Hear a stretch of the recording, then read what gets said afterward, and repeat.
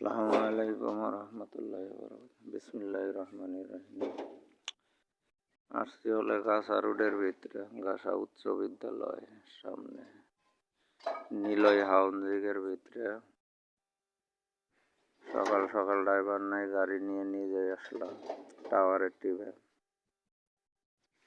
এই যে ইন্টারনেটের কাজ করে টাওয়ারের টিপ। এই যে আমার গাড়ি নিয়ে আসছি।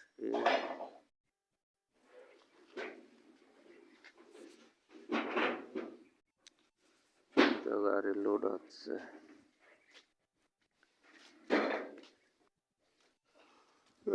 মালামাল নিয়ে